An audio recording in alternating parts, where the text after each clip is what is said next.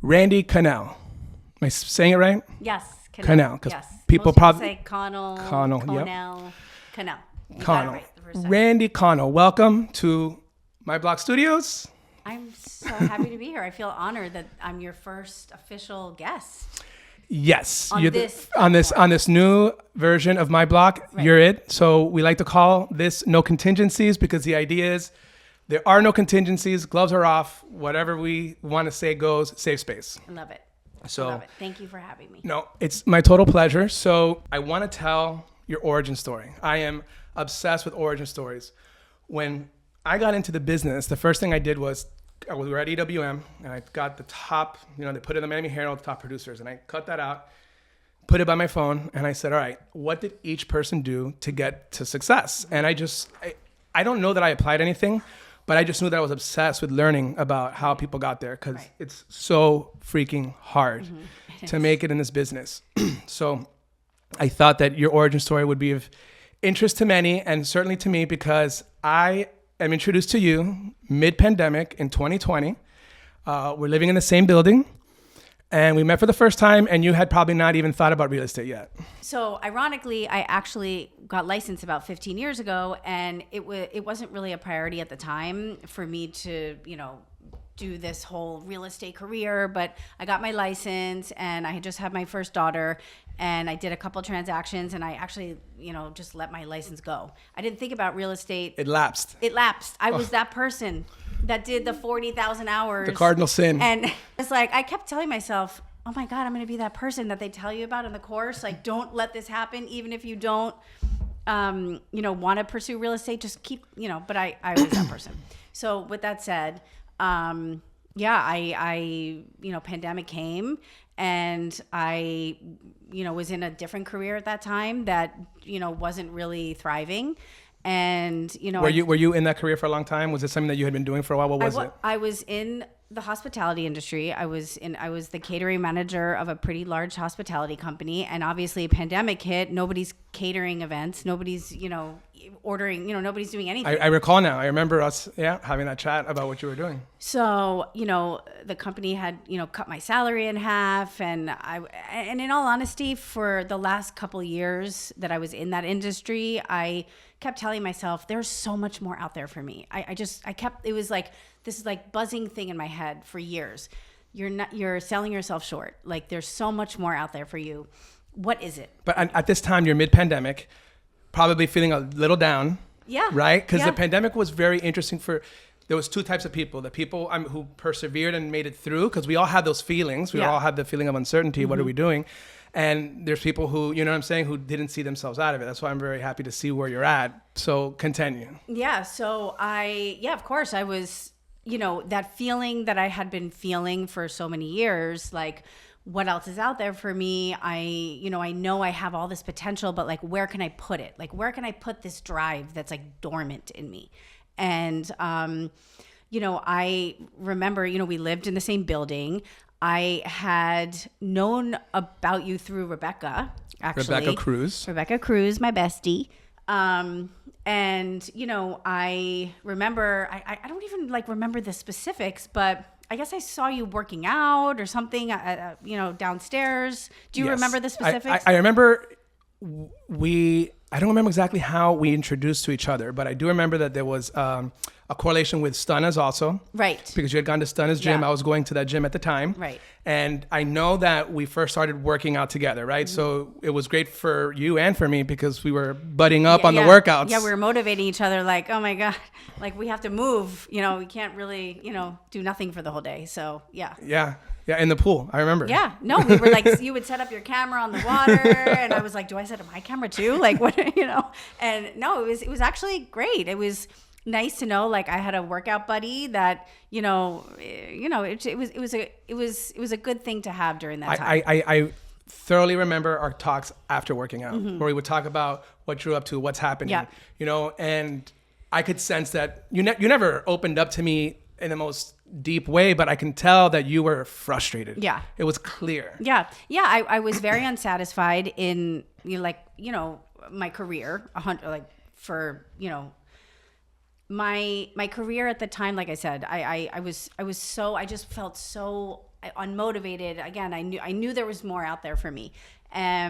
We started talking about real estate. I knew you were with Riley, and I saw your success. I knew Rebecca for so many years, and I saw her, her success over the years, and it gave me a spark. I was like, okay, maybe this is something that I should pursue. So, I was working on getting my license. It was the perfect time to do it. So let's start with, okay, now, like most people, you're backing into real estate, right? It was like the last thing you decided to do because you thought that you were here, that you had a better purpose and you could apply your skills into real estate and find success. Yeah. Like a lot of people do.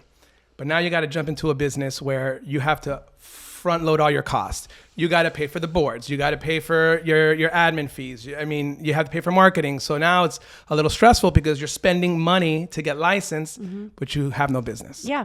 And imagine I am a single mom of 2 girls, and, that's a scary thing to take on. And so, it was definitely a thought out decision I made, but I knew I could be successful. I didn't know the parts of the puzzle and how to put them together, but I knew I could do it if I was in the right environment. So I put, all of my attention on this course. I took it, I don't know, I took the test like 4 times. I know your brother took it once and passed it with flying colors. I took it 3. I couldn't believe it. It was the most infuriating. I'm like, I just want to pass. And I finally passed. And I had reached out to a top producer that I really respected. And I asked her if she would hire me into her team. And she said, just, get your license and you can come on board. So that's what I did. That was my motivating factor, to be quite honest, to passing this horrendous test. You had someone that was willing to mentor you, right? Yeah. Someone to show you what's going on. Well, and she had been in this career for 20 plus years and extremely successful. And so I was like, wow, I could learn so much from her. So I got licensed. I called her the second I got my pass grade. I'm like, when can I come in? I passed. She's like, come in tomorrow. I'm like, I'm there. So I bought a dress. I was like, I'm going to impress her. I want to let her know that and that's how I, started this real estate career. I walked into, her office that next day and I was like, teach me everything you know. Okay. So now you have your license, mentor, check, right? Now it's time to start making money, but that takes a while. Yeah. So, basically I had told her, I want to learn everything I can from you. And she was great. I would sit in her car, I would listen to all her phone calls, and she, allowed me to do that. I'd sit in the office, I'd listen to everything. She CC'd me on her email so I could kind of understand what she was, having conversations about. And I just listened and observed. I wanted to go to every open house, every inspection, every, septic tank inspection, everything I could. I was like, I'll do it. I was like a puppy dog or like a kid in a candy store. I just wanted to learn. And she was, so busy that she welcomed it. She, I think probably, needed the help. She's busy. So, I learned a ton. But with that said, it was 2021 at that point, and the market was starting to boom. So I was, it's interesting because most people start off their real estate career, in it's like, you're trying to figure it out and you're, how am I going to get this lead or how am I going to do this? And she was so busy that she couldn't take on all of her leads. So I was getting all these clients that were high-level clients, and I was basically running these, these deals, and I was leaning on anyone that could answer questions for me. I was calling attorneys. So now you got the clients, but you don't have the experience. I had no idea what I was doing. And she was great and she answered my questions, but she was so busy on her own that I couldn't bother her 24/7. So I created relationships with the attorneys and the lenders, and I would just call them at all hours, Sunday, 7 p.m. on a Tuesday. And I made some great relationships, and they really walked me through these deals. And, while I was burning in the flames, and also, remember, you have to come across as a buyer's agent, confident. You have these people's trust that, you want to portray trust. There's so much more than just that. I mean, you talk about all the questions that you were asked then, you get asked the same questions now, only you have the answers now. Right. And they teach you when you get your license. If you don't know the answer, let them know you don't know it and go find out. So you're there and they're showing, I don't know, I'll find out. Well, and I would just kind of like BS my way through the answer, and then I'd be like texting the lender on the side, like, hey, and like I said, it's, you want to gain trust in your clients. And, I just wanted to represent myself in a way that, I knew what I was doing and I was confident. So, while on the backside, I'm literally like, oh my God, like what's going on? I feel like everything's burning in flames.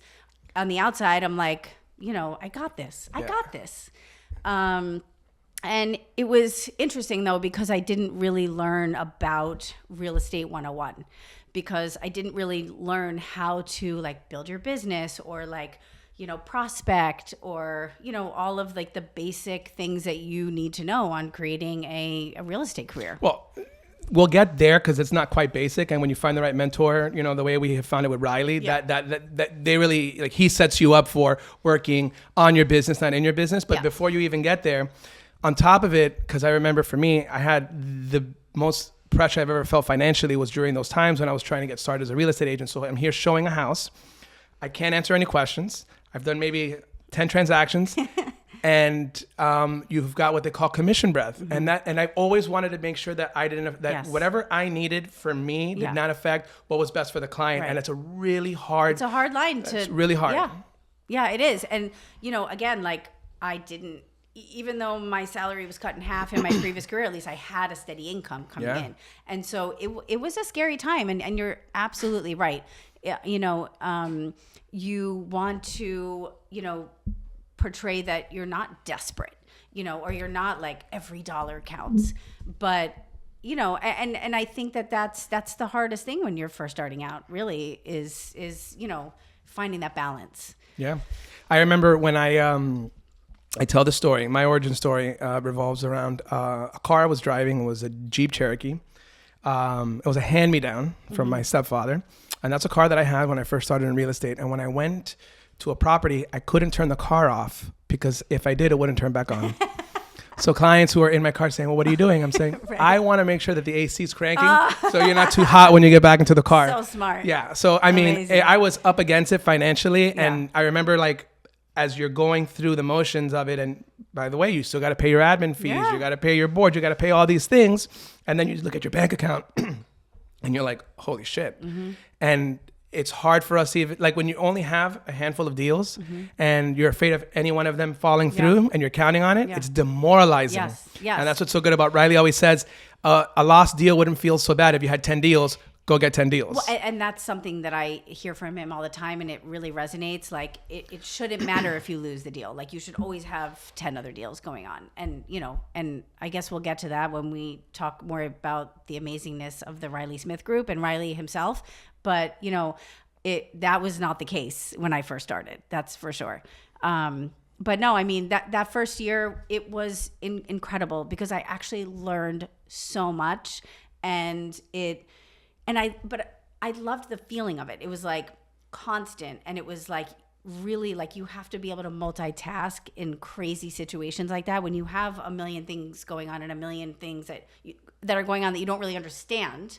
And so, no, I mean, I'm grateful for that time. And the stakes are big because we get paid good money. So in your old job, you had mentioned you were getting paid half the money, but you had the stability. Right. But there is no career where you can go take a 63-hour course and get yourself out of whatever financial hole you're in. It is completely possible. Yeah. And then once you find the steadiness in it, to me, every time I get a deal under contract, when a cheetah comes in, there is a thrill that I have. I don't get like that with closings because from getting the deal under contract to getting money, there's so many things I can't control. Right. But for an agent to put a deal together is the most rewarding thing. And because it's the most challenging part. Yeah. There's so many factors involved that, and it's funny. I remember you saying once, like, when you are working with a client, it's like you're in this kind of like relationship with them. Like I forget the exact term you used, but it was like you're kind of in this like intimate relationship with them.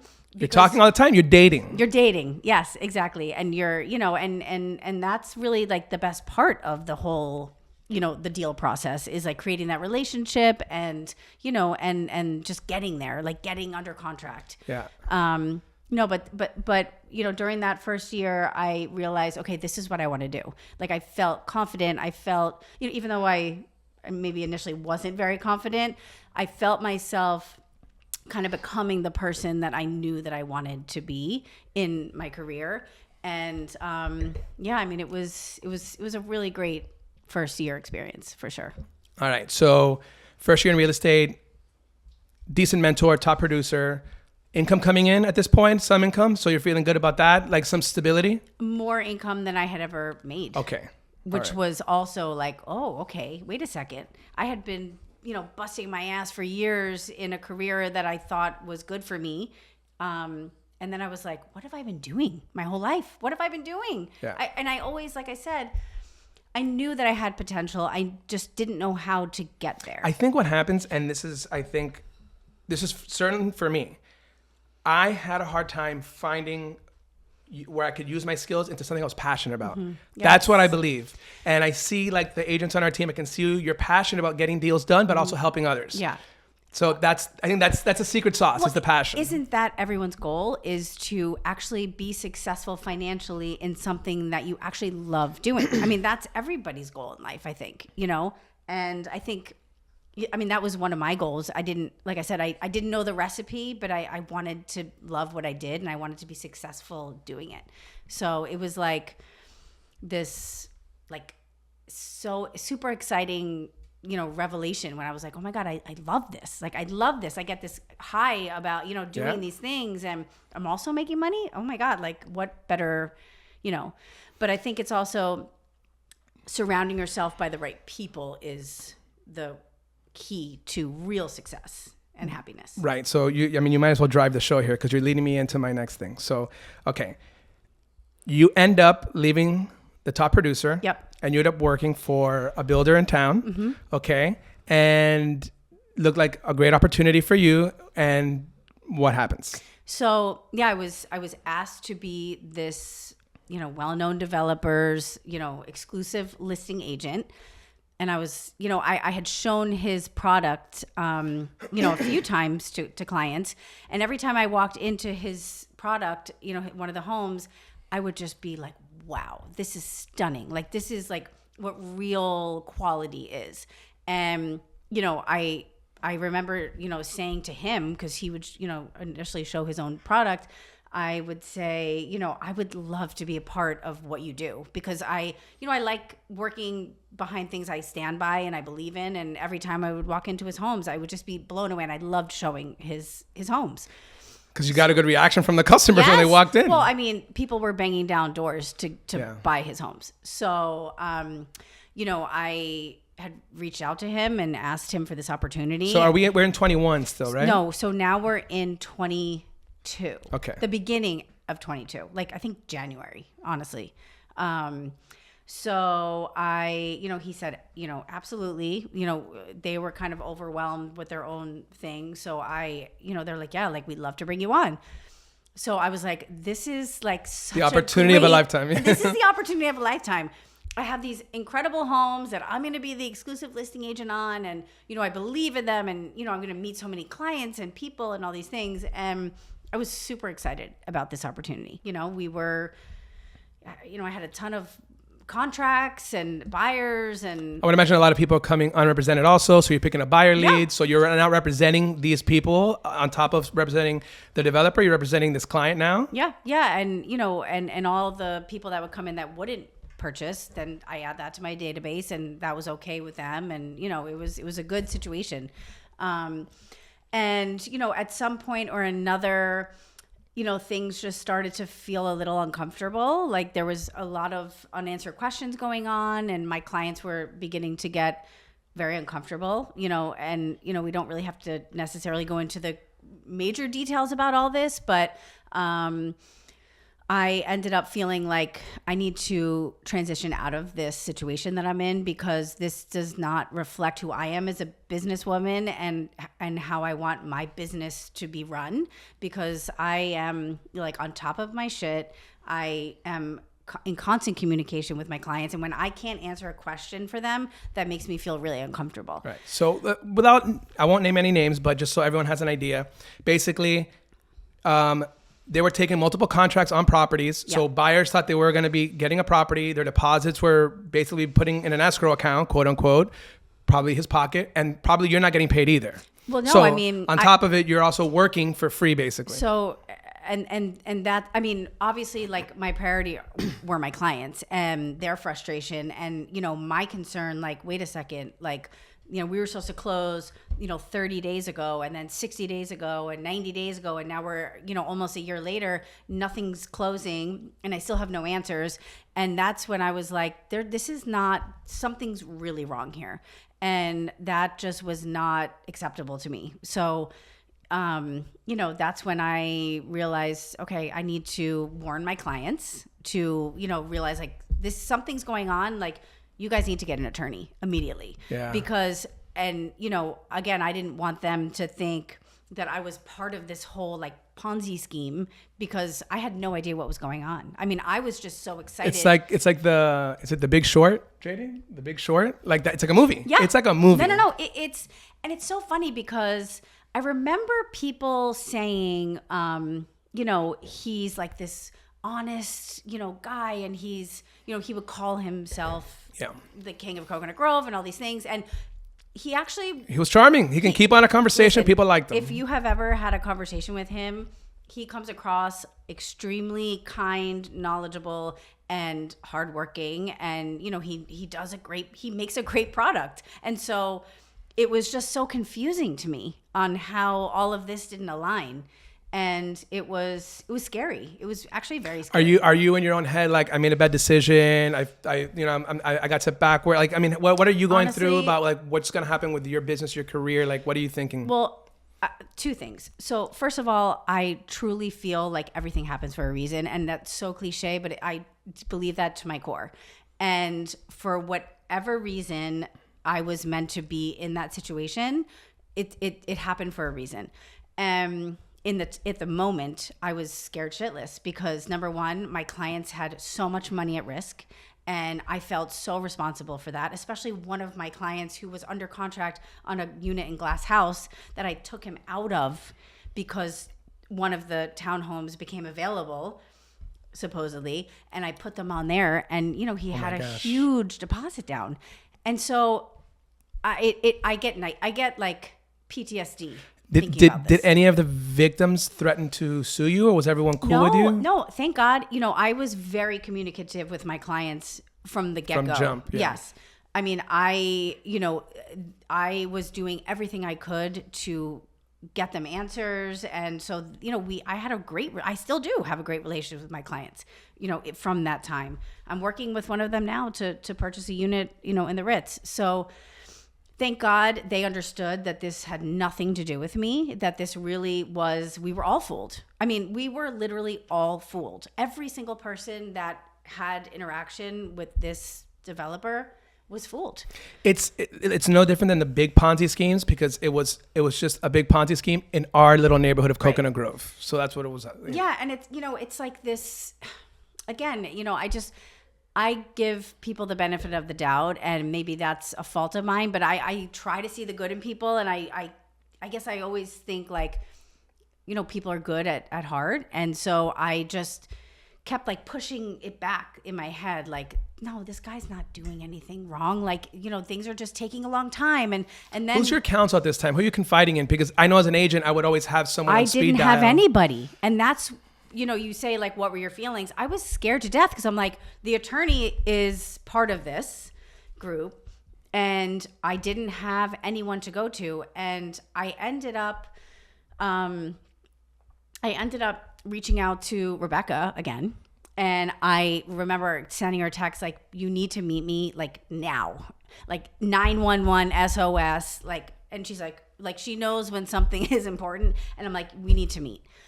So she meets me, I think it was the next day, and I just like all of the stress and fear and all these things just came like flooding out. And I was like, I don't know what to do. Like, I need help. Like, what do I do? I have hundreds of thousands of dollars of commissions that I don't even know if I'll ever see.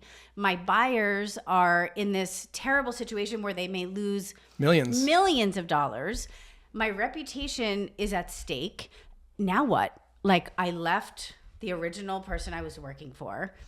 Now this is obviously an insane, corrupt, crazy situation. Like, what do I do? Yeah. Are you toxic? Will people take you on? Who wants to work with you? Those kinds of things are going through your head. I really pride myself on being a good person and, someone that works hard and prioritizes my clients. And that was really scary for me.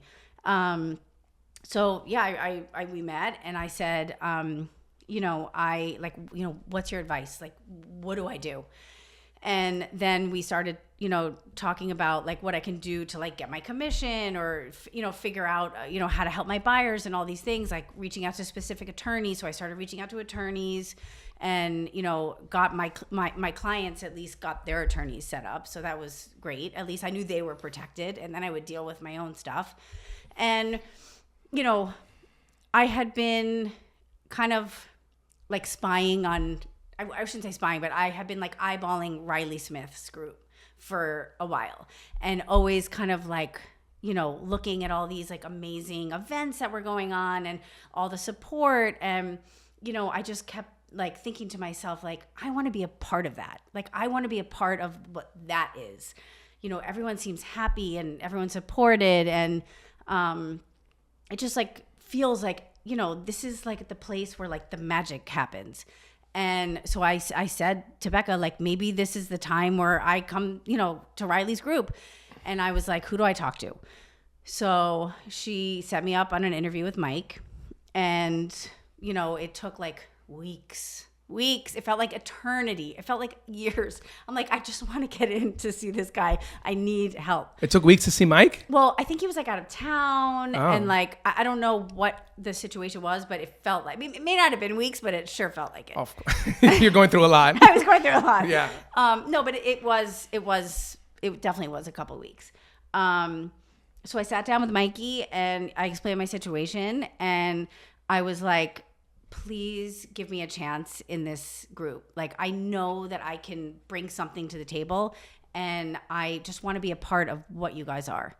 And like, I want to like be a part of the, the vision board parties that I kept seeing and the happy hours and all this camaraderie. And like, I wanted to feel a part of something because in the developer situation, I was very isolated. There was no real like office space to go to. And even when I would go to the office, it was no one except me and the architect. And, I just wanted to feel a part of something. And this business is really, really lonely. It is, especially when you don't really trust the people that you're working with. Yeah. And so I wanted to feel a part of a team. And, I basically just like, left my soul out on the table to Mikey. And I was like, please, like, help me. I can bring so much to your team. Like, just give me the opportunity. I had always thought that with your relationship with Rebecca, that when you wrapped up your license, that you were going to end up at RSG. It just made all the sense in the world to me. And then when I think I finally find out that you are with another brokerage when I'm searching the MLS and I see your name with a different brokerage, and I'm like, well, that doesn't make sense. Right. It never made sense to me. Well, honestly, I was so impressed by her success, and she sold my house for me, and I was really impressed by the sophistication of how she ran her business. And I wanted to be a part of that. I didn't know what that meant though. Like, until you're really a part of something, you don't really know the ins and outs. Right. And all teams are structured differently, and she structures her team how she does, and that's fine. She's very successful. And that's amazing. And I'm, again, that was an incredible experience for me. It wasn't what I needed for myself and my growth. And, now, fast forward to this year, this is exactly where I belong. Well, before we even go into this year, so I remember seeing you in the office, and I'm like, duh, that she should have always been here from the beginning. Right. So you're talking about throwing yourself at the mercy of RSG court. Right. But like, I think that I think now, like, you were always a perfect fit. You were going to fit in well here. And then I think the success took a while to get there? Some back against the wall moments? Well, I mean, I came in a very Difficult market. The market was tough. difficult market, but also like very like not a confident place, because I had been so isolated for the whole year, and I didn't really know where my place was in real estate. I kind of like was like, okay, I started on a high, and I was like, had all this momentum going on, and then I was like in this like darkness of like not being communicated to, like, you know, of course I took on like so much of the emotional burden for my clients through this whole thing.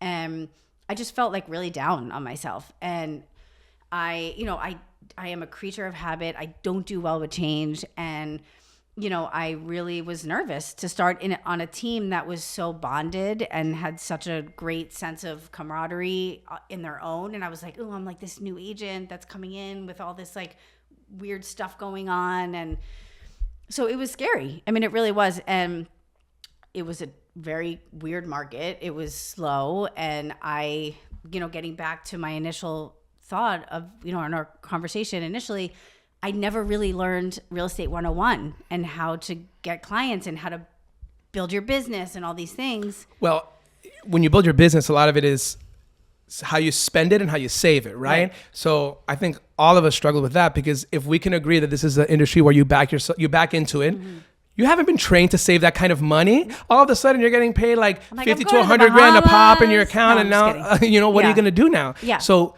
your budget increases, but you don't know that you have a predictable business yet. That's the problem. Well, the consistent income is the hardest thing. Is well, especially when you're first, you know, starting out, is like, you know, how do you have 10 deals going on at the same time? Like, how do you get there? Because that is the hardest part. And then how do you maintain that? Now you got to spend money. Yeah. Well, and like you said, like once you make money, you know, like I was living in a tiny apartment with my 2 daughters and my boyfriend for, I don't even know how many years. We were like busting out of the seams. And the first opportunity that I got, I was like, we're getting the hell out of here. And I rented a house, and I doubled my rent income or my rent price. And I, you know, kind of overextended myself a little bit, because I was like, oh, I have all these. But you believe it's going to it's going to consistently happen. Yeah. You know, it's there. Yeah. I've arrived. Yeah.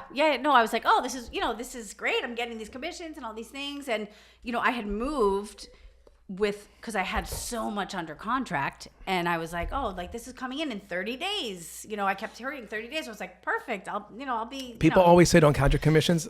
I always count my commissions. I just can't help it. I'm planning. So I'm like, okay, if I have this under contract, it's gonna come in, and I'm gonna. It is the worst thing to do. It is. I'm guilty of it too, but I feel like that's how you get yourself into a shitty situation. Yeah, no, of course. So, I mean, I'm not judging, because trust me, I did the same thing, and I suffered because of it. So I definitely had a rough, 6 months in the beginning, but I religiously sat with Mikey every single week. He was my therapist. I probably owe him, money at this point for like sitting and listening to me crying every week about like, what do I do? But he was such an incredible mentor, and he is an incredible mentor. He really like taught me about real estate 101, like, okay, he would give me weekly tasks. This is what you have to do this week. This is what you have to do this week. Everything started to like, start bubbling, and I'm like, I felt the momentum again. And then, you don't realize, or you do, but you don't realize like that you have to put in so much work behind the scenes. And people don't, people are like, oh, you guys make so much money. They don't realize what we do. I mean, I will tell you in the depths of my darkest days, when I was up against it, like I've never felt financial pressure like that, I would cry every morning. Yeah. I would wake up at 5 a.m. I would write my goals, because Randi told me that writing his goals worked out for him. So I would write my goals. Yeah. I would do some reading and cry on the way to the gym. Yeah. And after the gym, I felt like I was alive again. And I had to go back to work with, no money, and try to build a business, build a career. It's tough. It's like, how can you feel motivated to do what you have to do when you are so stressed out financially? Financial stress, especially with 2 kids, it is so toxic for your body. Oh, and and then, so it's like we're figuring out, okay, how are we going to eat? Like, how are we going to get groceries? And, and but not let them know that. Of course. And then also like put on a happy face with the kids and pretend like everything's great. And you know, it's scary. It is truly a scary place to be. I've always felt a similarity between a real estate agent and a wedding planner. The wedding planner's job is to execute the wedding, and no one's supposed to know about anything that goes on behind the scenes. Only with us as real estate agents, we're hiding it from our families. We're hiding it from our coworkers. We don't want our clients to know. So we're putting on this thing, and it's like, oh, you guys get paid too much money. No, motherfucker. I've been grinding my ass off for 6 months showing you houses. Yeah. Okay, giving you all of this, and then you want to reduce my commission when we go to the closing table. Like, you know, it's just... They have no idea. Yeah, we get steamrolled sometimes. It's- Now, a lot of the agents in the business have put us in the situation, right? The people who are treating it like a career, who are spending money to be mentored, coached, doing all the right things, building a business. You know, it's really tough for us when we deal with those stereotypes of real estate agents are, you know, overpaid. Real estate agents, you know, don't do a good job. Real estate agents are not trusted. It's frustrating. Well, it's funny. I had someone recently, you know, I had a listing presentation and we were discussing commissions, and he was like, you know, I don't like, what do you actually do? Like, just open the door? Like, you know, I don't really understand like why it's this percentage. And I'm like, actually, that is not even close to what we do. Like, and I went through the whole thing. I'm like, you just don't see it because we make it look seamless, but there is so much work and so much. It's mind blowing. But you know, I mean, listen, that means we're doing our job if we're portraying to the world that it is a seamless job. Yeah. So as we get close to the end here, you're at RSG, 6 month slump. Man, those sales slumps are something. Man. They're terrible. They're terrible. It's almost like you never think you'll sell a house again. Or you'll. Yeah.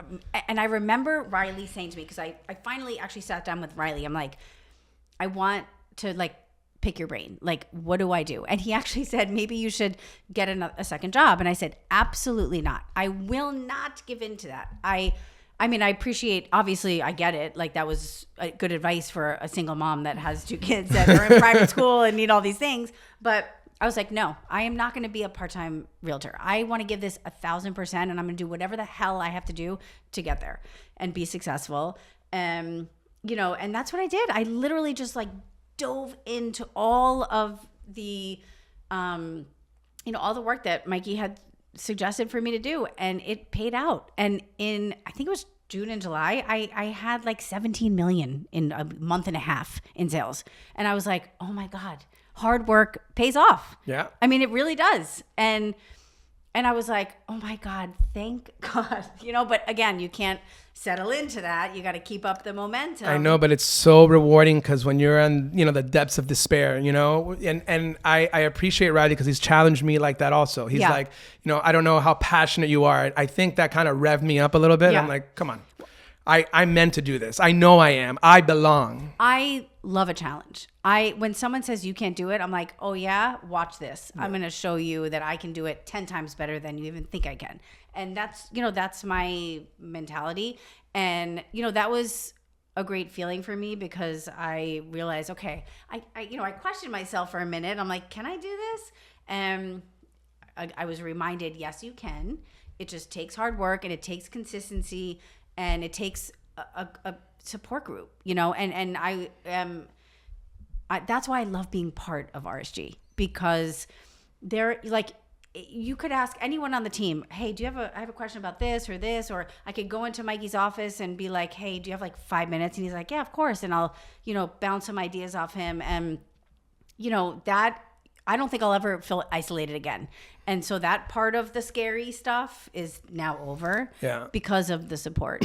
You know, Alonzo had mentioned to me when he was helping me with the studio, he said, I've never seen a group of people who are more competitive, but more happy for one another when they do well. Like, you know, like when you had your year last year, you surpassed me by quite a bit. And I was like, man, what a year. You know what I'm saying? It was almost like I was so happy that you had found success. And I feel like that about everybody on the team. And it goes from Anthony all the way down to the bottom. All the top producers are really happy for everyone's success. And that's genuine. That's real. And that's what I love being around. I do. I love that, like you said, it's like, what's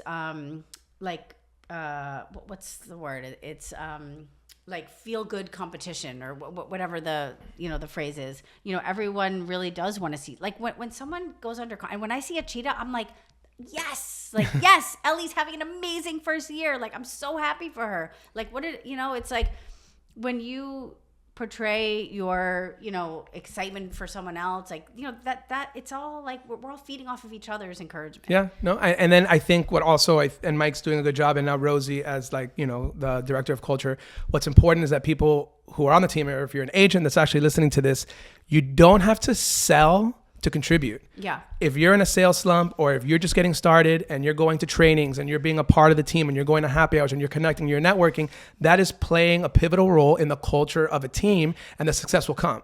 100%. And you bring up a great point, because I love Ian, and I love Ian because he is so motivated and he knows his shit. I can call Ian. I lean on Ian for information. I'll call him and be like, hey, what's this, this, and this? And he's like, oh, yeah. And he'll send me like a spreadsheet. And, and I love that, and if he has something for me, he's actually helping me with a deal right now because I trust him.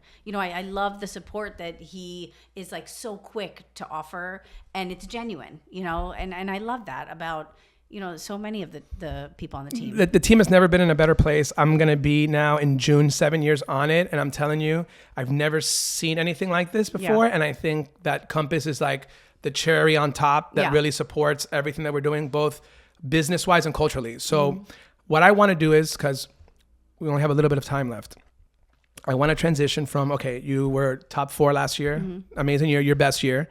And now here you are, full circle, about to pitch a project that is pretty special. Yeah. All things are coming full circle for you. So the Coconut Collection is a series of townhouses that were built by the ex-king of Coconut Grove. Yep. These were the townhouses that you sold when you worked for that company. Yep. And you're going to have a chance to sell these properties, repay the victims, and also recoup some of the money that you were not able to earn when you got screwed the first time. So I was approached, a few months ago by someone, really well connected in this whole situation about, running, this project. And, what he said was, you worked with this developer for a year, this product inside and out, and you have the connections to the buyers. We really feel like you would be perfectly suited to sell them. And, please send us your, proposal.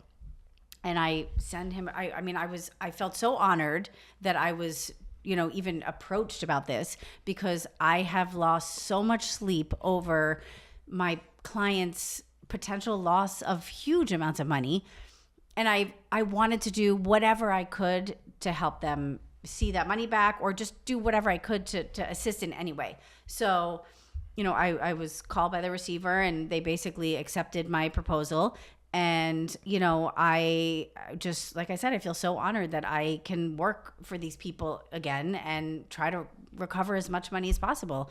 And, I'm really excited about this project because, number one, it's an incredible product. They're beautiful and stunning and well made, and, they're in the Grove, which is the best place in Miami to live. And, it's just, it's coming full circle. Like, I feel like the universe works in mysterious ways. And as I said earlier, I do believe that everything happens for a reason. And I was put in that shitty, terrible, uncertain situation for a reason. And, I think this is why, obviously there were a million bumps in the road, and I hope that, these buyers can recover as much money as possible. But, I'm happy to be able to lead this project to get it done for them. Yeah. So we have, it's 11 townhomes. So it's 12 townhomes. 12. They're in the heart of Center Grove. And, it's in a perfect area. It's walkable to everything. And they're, 6 4-bedrooms, 6 5-bedrooms. Some have pools, some don't. And they're gorgeous. They're gorgeous. And as I stood behind the product, 2 years ago, I stand behind it now, because with all the craziness, he builds an incredible product. And it's, anyone that is able to purchase these homes will be ecstatic to live there. Yeah. Hopefully, I don't believe there's going to be enough to pay back everyone's losses, but hopefully whatever is contributed back to the victims helps them as they try to move forward past this terrible situation. Yeah, I mean they're saying maybe 60 to 70%, on the dollar, 60 70 cent to the dollar. I hope it's more. Things like this must be happening on such a smaller scale that we never hear about. I mean, this article has been sensationalized because the Miami Herald really they sunk their teeth into this, and it's like every couple weeks there's like an update on it. So hopefully this kind of raises an eye and starts looking at all these developers and how they're, because there's the developer contracts. They state the terms. It's kind of shady. And usually the developer contracts really are favorable to the developer. Of course. And most of the time, I mean, don't quote me on this, but it seems like, that escrow money really can be used for anything. Yeah. I mean, and that's scary. And, it's, all I want is for these buyers to get justice in some way, shape, or form and recover as much money as possible, because it's devastating. Yeah. I also think that going the full circle route, you got the opportunity to resell these, but also you have never been in a better position than you are now with RSG to manage all this, because you've got the marketing team behind you, you've got the video behind you, you've got support for showings. I mean, it really is like just a perfect combination. Well, and also, one of the most important things for me was to have Riley's stamp of approval, because Riley is the real king of Coconut Grove. I mean, and he's the most trusted realtor in Coconut Grove. And I really wanted to, have the community see a different side of this project, because it has been through a couple different hands. You've said it since the beginning that you wanted to take the stain away from these properties, because the people who are going to live there are going to start fostering new memories, and they shouldn't be living under that pretense of these things are like scarred. Exactly. And there is a preconceived kind of, vision of this project, and I want to change the narrative on it. And I understand everything that happened, and it's horrendous and terrible and heartbreaking for a million different reasons, but I do think that there are memories to be made, and this is an incredible spot for families to create memories and to live in. And I think that the fact that we have Riley's support on this will change the narrative on the project. And if he believes in it, everyone will. And I think that that's his superpower. Yeah. Well, I congratulate you. Now you'll hopefully sell these before the end of the year, and you'll have your best year once again. From someone who was outside of your life looking in at one point, and now you're in the RSG family, to have seen your growth has been amazing. Thank you. I'm so happy. Real estate saved my life, and it seems like it saved yours. Yeah, I found my niche. I found my career. I found everything that I was searching for so many years, and I just could not feel more proud and happy to be part of this team, because this is where it all is. This is the secret sauce. This is the secret to success. Well, I mean, we're all building the culture. Every single person's involved from the newbie. That's part of okay, well, who's going to mentor this newbie? And I think in a natural way, agents have taken on younger agents on the team, and they're starting to get mentored without solicitation from high above. No one's telling anyone, hey, you got to take these people out. It's just a natural collaborative environment. So, we're all very fortunate to be a part of it. So, Randi, high five. Thank you for having me, Koki. I love you. Congrats. Love you. Thank you.